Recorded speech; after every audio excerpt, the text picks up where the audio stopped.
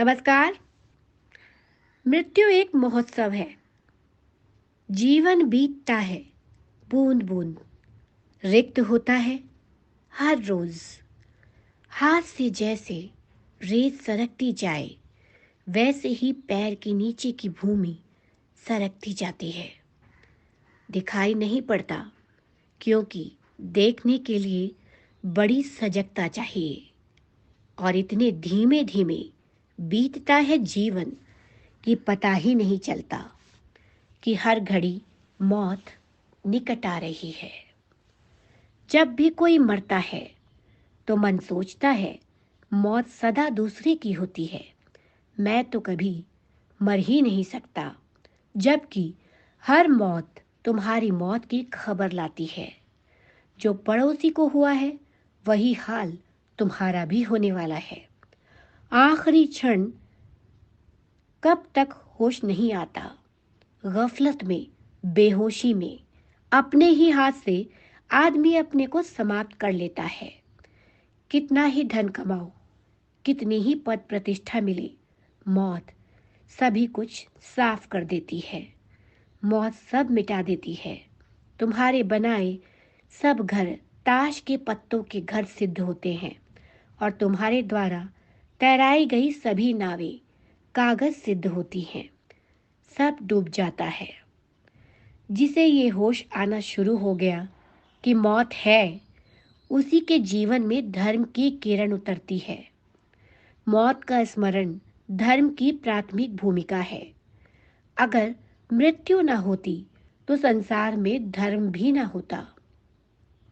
मृत्यु है, इसीलिए धर्म की संभावना है। और जब तक तुम मृत्यु को झुठलाओगे, तब तक तुम्हारे जीवन में धर्म की किरण नहीं उतरेगी। मृत्यु को ठीक से समझो, क्योंकि उसके आधार पर ही जीवन में क्रांति आएगी। तुम्हें अगर पता चल जाए कि आज सांझ ही मर जाना है, तो क्या तुम सोचते हो तुम्हारे दिन का व्यवहार वही रहेगा जो इस पता न चलने पर रहता है? क्या तुम उसी भांति दुकान जाओगे, उसी भांति ग्राहकों का शोषण करोगे? क्या उसी भांति व्यवहार करोगे जैसा कल किया था? क्या पैसे पर तुम्हारी पकड़ वैसी ही होगी जैसे एक क्षण पहले तक थी? क्या मन में वासना उठेगी? काम जागेगा? सुंदर स्त्रियां आकर्षित करेंगी? राह से गुजरती कार मोहित करेगी? किसी का भवन देखकर ईर्ष्या होगी? नहीं, सब बदल जाएगा।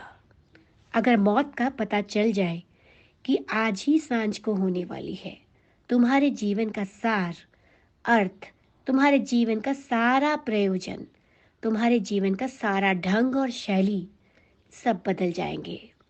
मौत का जरा सा भी स्मरण तुम्हें वही न रहने देगा जो तुम हो।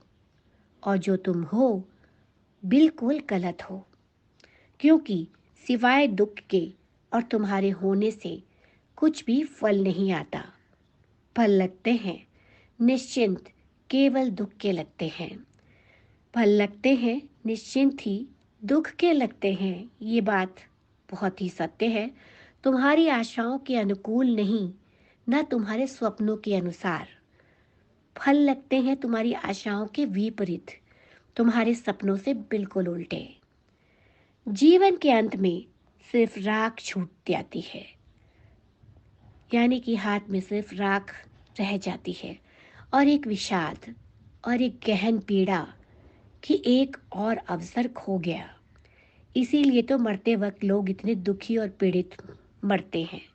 अन्यथा अगर जीवन की चरितार्थता उपलब्ध हुई हो और जीवन की धन्यता को जाना हो और जीवन एक गीत बन गया हो, जिसे कबीर कहते हैं, सुमिरन बन गया हो, एक याददाश्त कि मैं कौन हूँ, तो मृत्यु तो एक महोत्सव हो जाएगी। महोत्सव। तो इसी के साथ मैं लूंगी अनुमति, फिर से किसी अन्य विषय पर चर्चा करने के लिए आपके सामने उपस्थित हो जाऊंगी। तब तक के लिए नमस्कार।